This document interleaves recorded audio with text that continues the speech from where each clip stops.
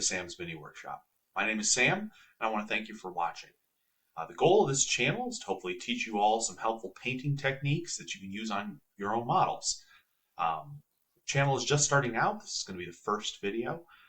I plan to have more of this, full painting tutorials for different models, as well as videos on different types of painting techniques that we can go into more in depth. Now, before we begin, just as a heads up, I do want to let everybody know I am not an Heavy Metal Studios painter. I'm not a Golden Demon winner. I'm just a guy who likes painting models, and I like making videos. So my goal is to make tutorials that will help people who are learning to paint, and hopefully allow them to learn some things that might help take their miniatures kind of to that next level. So I hope you'll find some of this useful, or maybe you can just learn from my mistakes as I make them, because I certainly will make them. But anyway, if you enjoy this video, please consider liking and subscribing to the channel. And if you want to see more of my content, you can check out my Instagram, which is at Sam's Mini Workshop. Without wasting any more time, thank you for watching and enjoy the video. So for our first video tutorial, I chose to use Castellan Crowe. Now, Crowe is a Castellan of the Grey Knights chapter. He's the head and Brotherhood champion of the Purifier Order within the Grey Knights. Members of the Purifier Order are considered to be completely incorruptible to the temptation of the warp, not just heavily resistant to the temptation of the warp as their other Grey Knights brothers are. Crowe wields the Blade of Antwer, which is a demon sword that was captured by the Grey Knights. They cannot be destroyed by any means the Grey Knights possess, so it is passed down to members of the Purifier Order for safekeeping. Crowe is the current holder of the sword, and he is in a continuous physical and spiritual battle against the power of chaos that's inside his blade. So I thought he'd be a cool first model to paint for the channel. I've always thought the Grey Knights were a pretty cool chapter, a lot of very interesting lore to them. This will be the first Grey Knight I've painted, so this will be fun.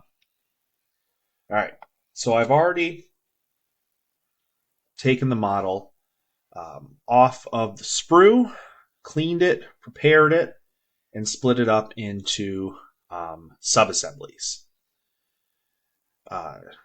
Now, if in future videos you're interested in seeing my process for doing that, we absolutely can do that. I can show that to you if you want to let me know in the comments if that's something you're interested in seeing. But for today's video, I thought it would be easier simply to just kind of get this all prepared ahead of time. And now these are the sub-assemblies that I've chosen. You by no means have to use this many sub-assemblies. I just very much like painting in sub-assemblies, as it allows me to really get more of the detail built into my paint job. But you could do any combination of sub-assemblies, no sub-assemblies, however you feel like doing it. But I want to go through them here real quick. So I started off by getting the body put together. Get this back in focus here a little bit. So I got his main body put together to start off with. All right. And if you can see there, I've left off all the arms, cape, backpack off the back, but I thought that this would be like a good standard to start with.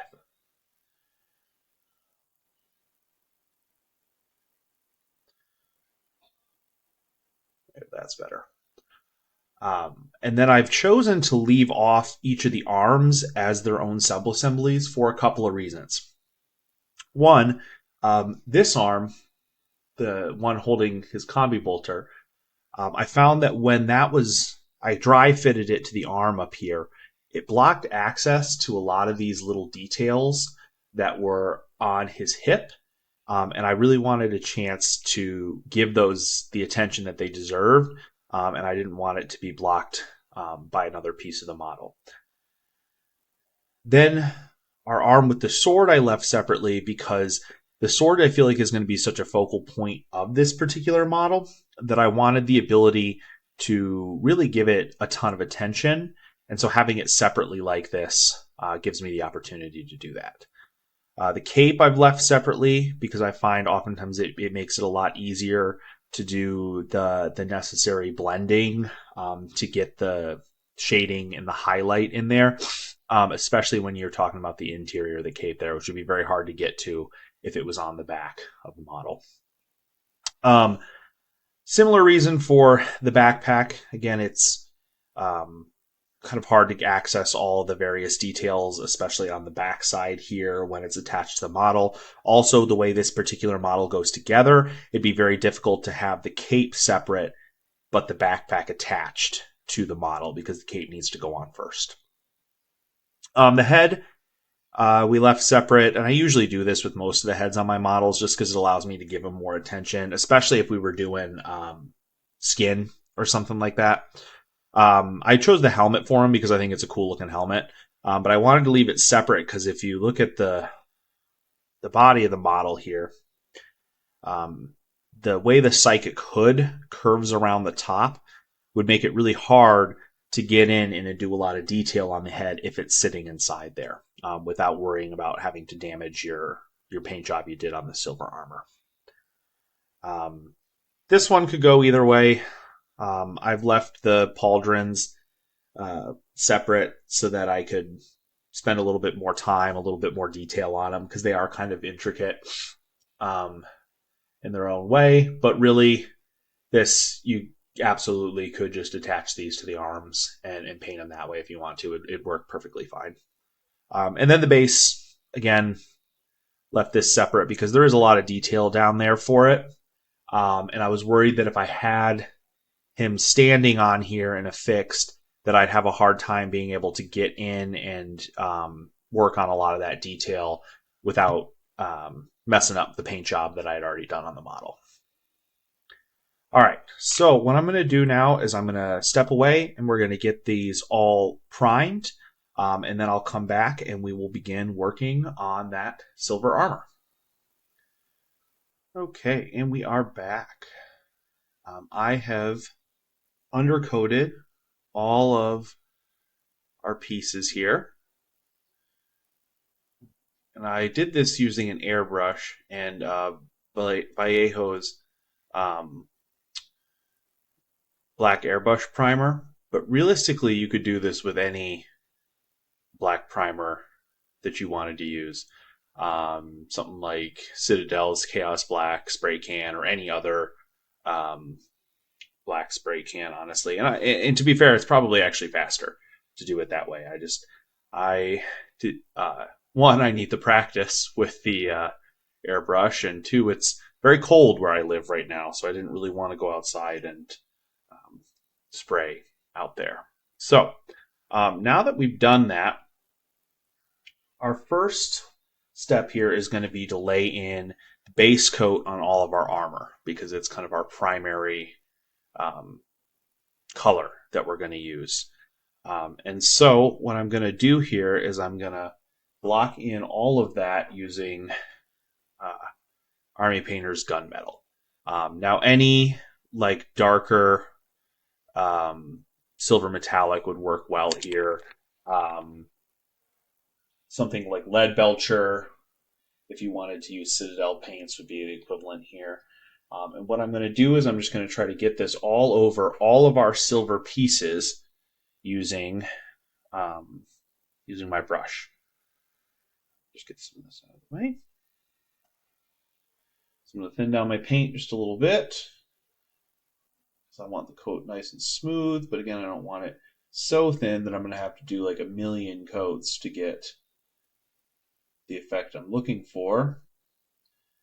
And then what I'm going to do is I'm going to basically just begin painting this all over my armor here. So I'm just going to pick any starting point. So like say this leg here, and we're just going to start blocking that in.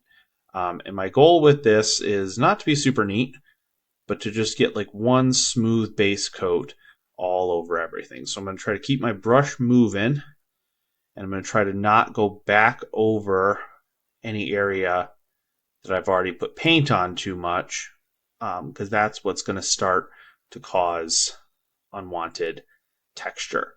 If I don't get great coverage on everything on this first coat, that is totally okay, because our goal is going to be then to go back over it with as many coats as we need afterwards to get that nice solid effect. So again, don't worry too much if you catch some of the,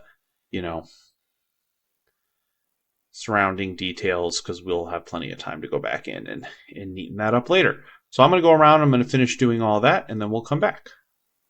Okay, so here we have our finished product from putting all that silver onto the model. It ended up taking about 2.5 coats or so, just to make sure that everything is really smooth on there. And I did the same thing for all of our other sub-assemblies as well. Now, I chose to use the gunmetal because I wanted to be able to leave this darker silver in some of the recessed area and shadowed areas of the model.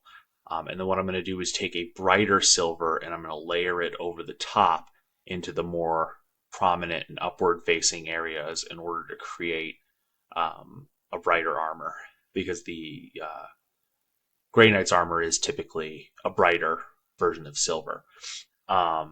So if you don't want to do the gunmetal step, you can skip that altogether and just base coat the whole area of the silver in that brighter silver that we're going to use, which would be, I'm going to use plate armor by 2 thin coats, but you could also use like Ironbreaker by Citadel if that's what you wanted to do.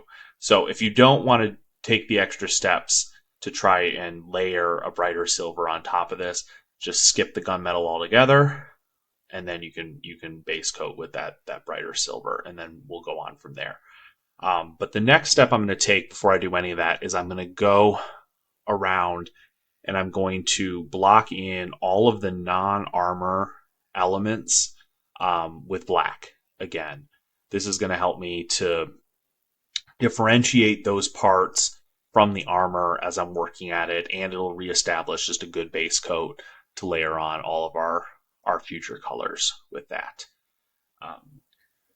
Okay, so we're going to go back in and we're going to block in all of those black elements using, or block in all those non-silver elements using the black. So you're going to want a smaller brush for this. I'm going to use a Rosemary & Co. Series 8 size 0, but any sort of other like small size brush will do just fine. And any black paint will be perfectly fine for this. You just want something that's a matte black. So what I'm going to do, for example, on this leg here, is I'm just going to go back in and I'm going to reestablish that black over the parts of the armor that aren't meant to be silver, so that we have kind of an easier way to see what we're doing. Take your time with this, because again, we don't want to ideally not get any of this on our silver armor. If you do get a little bit on your silver here and there, that's totally fine. Just go back and clean it up. But the more careful we are, the less likely that we'll have to go back in and clean up later. So just work your way around all of it, and Castellan Crowe has quite a few bits that we're going to have to go back in and cover with that black again.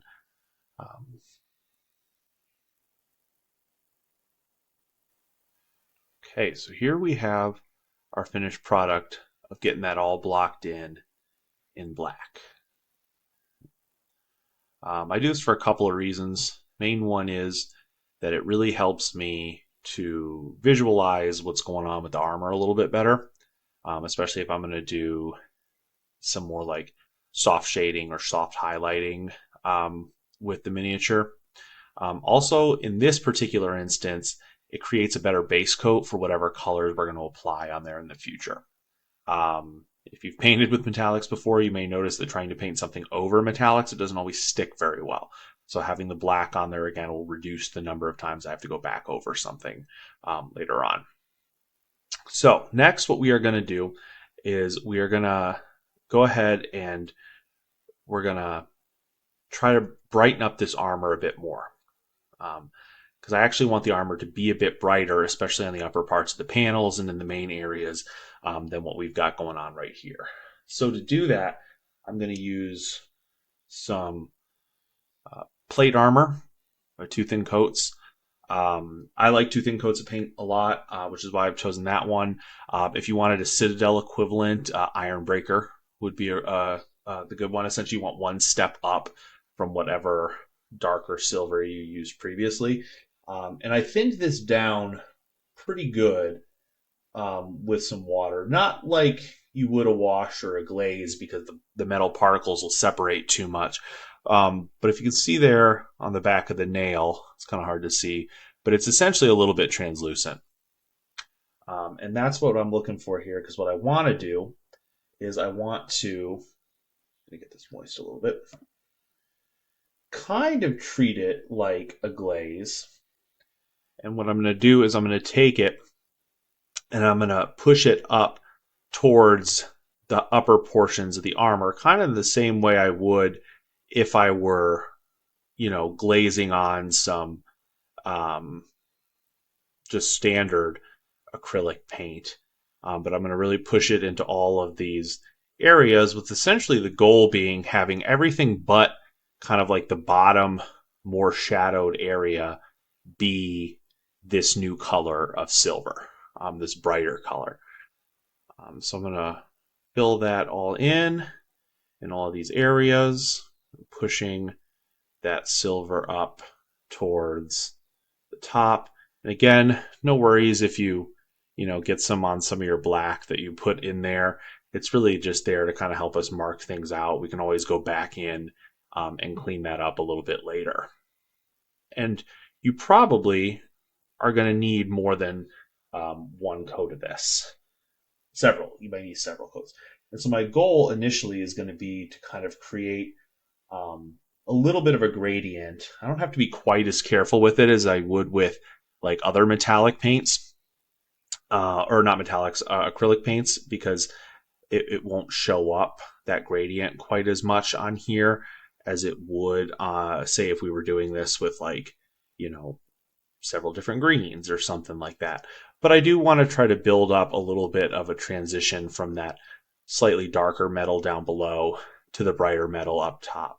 But what I will probably do towards the end is then take a slightly less thinned down version of this and really kind of apply it to some of those prominent upper areas of the flat panel where I want this color to be really strong.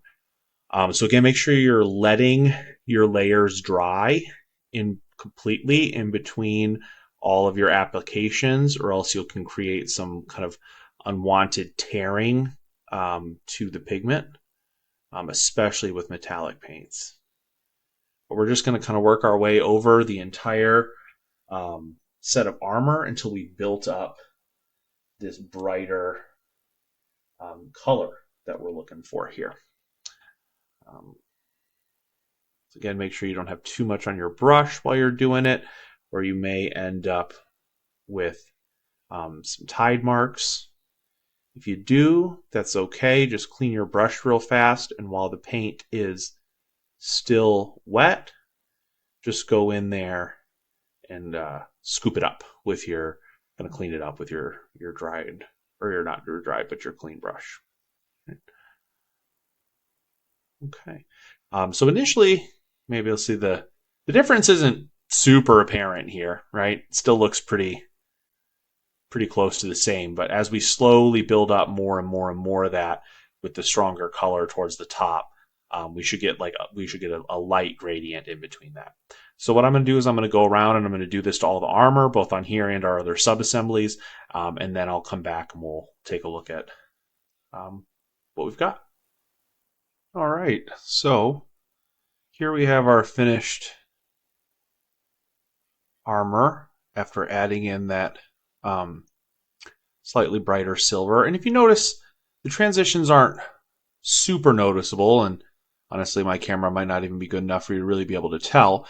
But the armor definitely has taken on a bit of a brighter shade to it, kind of that bright silver that the Grey Knights are known for. And I have done it with the rest of our sub-assemblies as well. So we're going to move on to another step here, and we are going to wash, or not wash, we're going to recess shade all of our armor. Now I've chosen a recess shade as opposed to do like an all-over wash on the armor, because it will lead to a lot of cleanup afterwards in order to brighten that armor back up again. So for my purpose, I've decided that it would be more time efficient to just go in and do that recess shading instead. And I'm going to do that today using a contrast paint. This is Citadel's Black Templar, and I think it works really well as a shade. But realistically, if you don't have that, you could use, anything else. You could use a black wash. You could use Nuln Oil. You could thin down some black paint really heavily and use it as a wash for this instead. Or if you have black ink, you could use that as well, just as long as you dilute it with some water. But I have gotten the Black Templar contrast paint, and I've diluted it with some water on my palette as well, because it is a bit too strong on its own right out of the pot. So I'm gonna drop a little bit of that on my brush here, and then my goal is I'm going to paint that into all of the different recessed areas of our armor. So basically, I'm just going to pick a panel, and I'm going to start, here on this leg, and I'm just going to go ahead and I'm going to use a smaller brush to kind of work that into all of our various recessed areas, taking care to be as accurate as I can with it to try to make sure that I don't spill it out onto any of our armor. And I'm just going to basically slowly work my way around the miniature, applying this into all of those recessed areas until I've built up that shade. And you might have to go back over a few areas a couple of times, and that's okay. Just keep your paint thin and work it into all of those little recesses and grooves. Take your time. This is going to be a lengthier part of the process, and that's okay, because the more time we take with it, the less mistakes we make, the less we will have to go back and correct afterwards. If you do make some mistakes, that's totally all right. I'm going to make a bunch of them, I'm sure. Just go back in with that silver and tidy up any areas that might have gotten kind of outside of where you were hoping to get that wash. All right.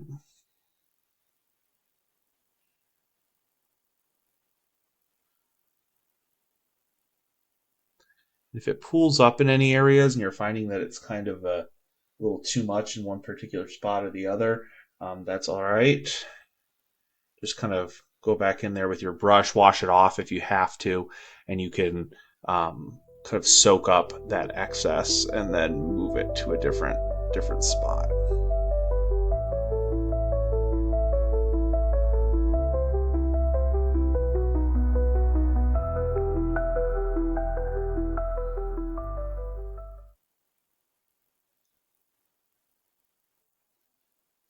What I usually like to do with this is just pick one part of the armor at a time and kind of work through that one particular area so that I'm sure I've gotten all of the various spots. And then once I'm done with that one, then I can move on to the next armor panel.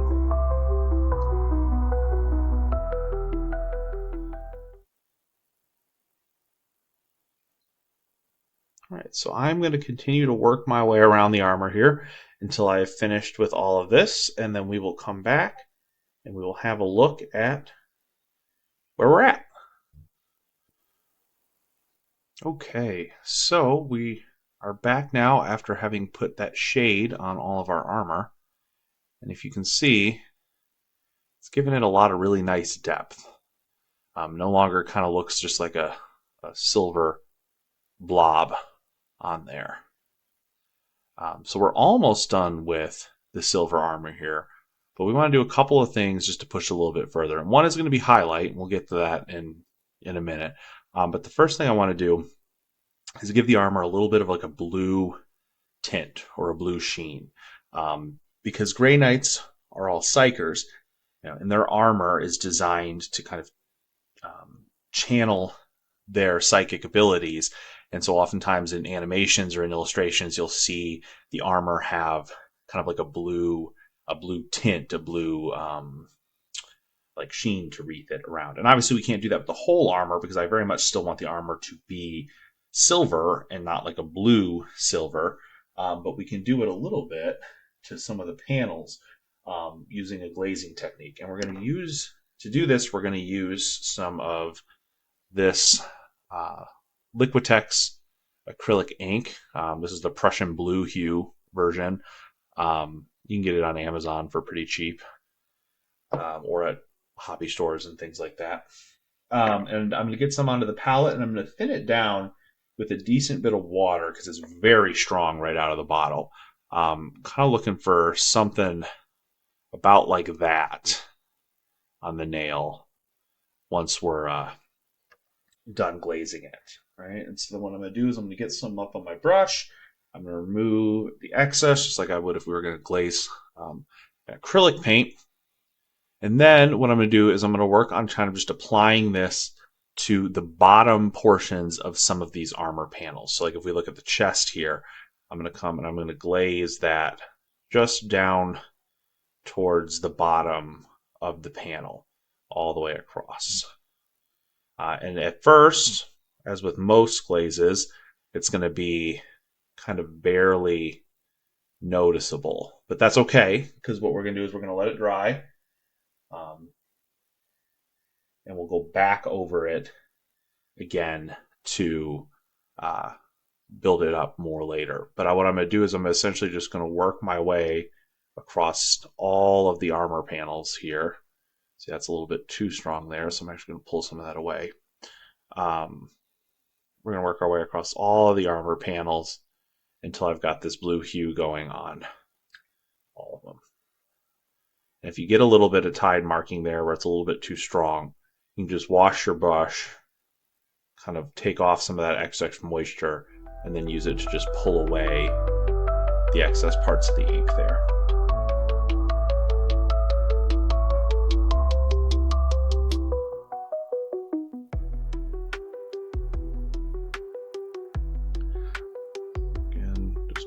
Across each panel, building it up towards the bottom portion of the armor.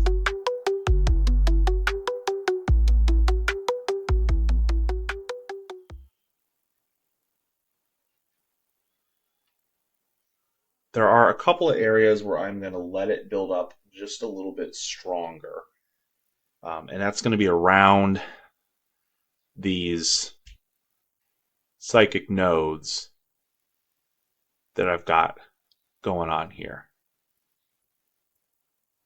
And so what I'm going to do is I'm going to apply that all over the node itself and the area immediately surrounding it. And I'm going to pull it in towards the node so that it's strongest right around there. The reason for this is because that is typically where most of the psychic energy would be focused. So it would make sense that the blue was strongest in that area and around his psychic hood here.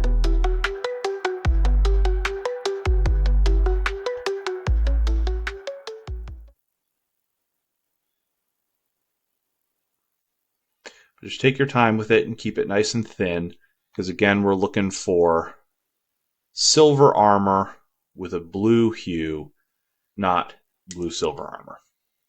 So I'm going to continue to go around all the armor, including the armor of our sub-assemblies. And when I've got it all on there, we'll come back and we'll take a look at it.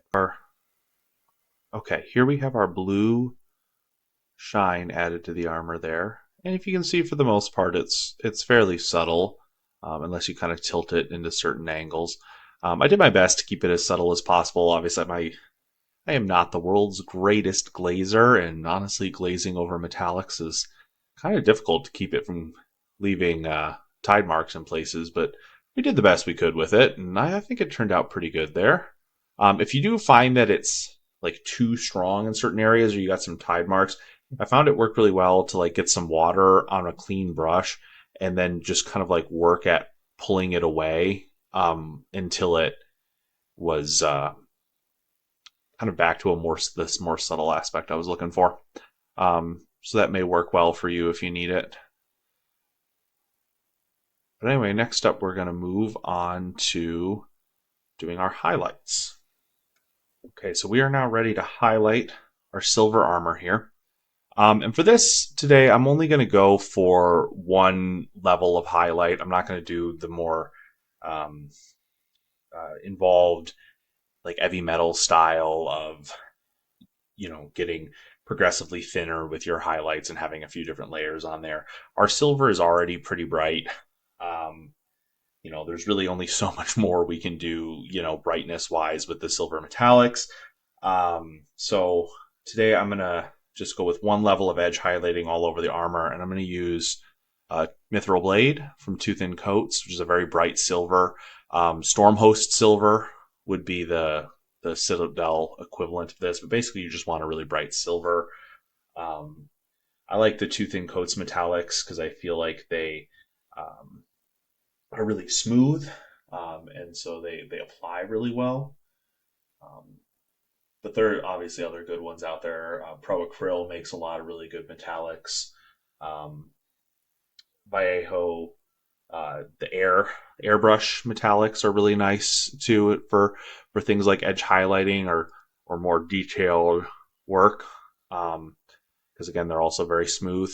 But I'm just going to get a little bit of my my bright silver on the brush here. Thin down with a little bit of water. I'm using a relatively small brush. This is a Rosemary & Co. Series 8, size 0, whatever you're comfortable with. And then what I like to do when I edge highlight is basically just to pick one part of the armor, so like a leg panel or a whole leg, for instance, and I will just highlight around it until I finish that whole area and then move on to the next one. So I'm just going to get myself set so that I'm comfortable, and I'm going to start working myself kind of along all these edges, just taking care to try to keep it like as neat and tidy as possible. My goal also being to really have like a fairly consistent size highlight on all of the different areas. So rather than having like one area where I've got like a real chunky highlight and then another where it's real thin, your model will look a lot cleaner if you can try to keep it consistent all the way across in terms of your highlight size. Take your time with it. Like, this is obviously a part of the process is going to take quite a bit of time. And it can be tempting, especially when you're highlighting something, like such a massive section like the main armor, to try to speed the process along and get it done a little bit. But you'll really be a lot happier with your finished result if you really take the time to do it carefully. Now, there are going to be some areas of the armor where you can take the side of the brush and you can carefully skim yourself along the edge to get your edge highlight on there, right? But then there's going to be some other areas where that's not going to work quite as well, where the angle simply won't allow that to happen. So then what we'll have to do is just kind of turn the model to whichever way you happen to be the most comfortable. And then just real carefully using the tip of the brush, follow the edge, being as neat and straight as you can. I often find when highlighting metallics, having something like magnifiers can be really helpful because it can often be kind of hard to see, the metallic that you're applying over the other metallic. And I find that for myself, those really kind of help me be able to see that.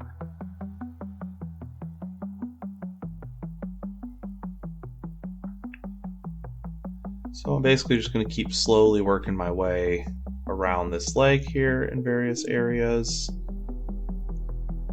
Slowly getting a nice even highlight. And if you make any mistakes, that's totally alright. You can just grab a little bit of your plate silver, the base coat we were using, and go back over it to tidy things up.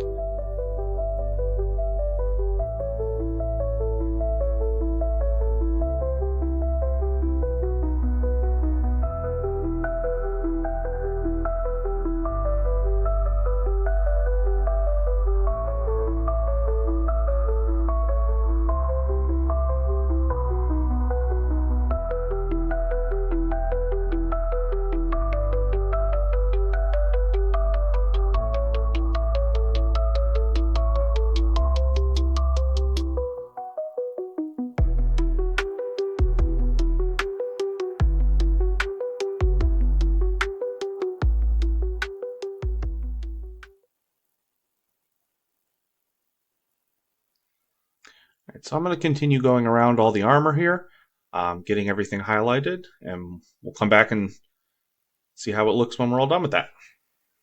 Okay, here we have the finished product of all of our highlights there. You can see it's pretty subtle, but granted that we were highlighting with, a medium bright silver with a bright silver. You're not going to get a ton of contrast to that, but that's okay because we're just looking for a little shine to pick out some areas here and there. I also did that with all of our other sub-assemblies. I'm going to work my way all the way around all of the various pieces of armor and got all the highlights done. All right, and so that will bring us to the end of the armor, and that's going to bring us to the end of the video today. For the next one, we'll look at perhaps doing some of the black sections of the armor, some of the leather, and things like that. But I want to thank you all for watching. I appreciate you taking the time. If you liked the video, please consider liking and subscribing to the channel for more content like this. And please feel free to leave any comments that you might have about other models you'd like to see painted, techniques showcased, things like that, or any advice or critique on the video itself. My goal is to kind of keep improving the way that these are recorded and things like that, so they look better and better from there. But yeah, I just really want to thank you for taking the time to watch this. If you're interested in more content from me, you can check out my Instagram, which is @SamsMiniWorkshop. I post all sorts of photos and other tutorial-like things on there, and I'll have progress photos of this model as we work farther on it as well. But yeah, until next time, I hope you have fun painting.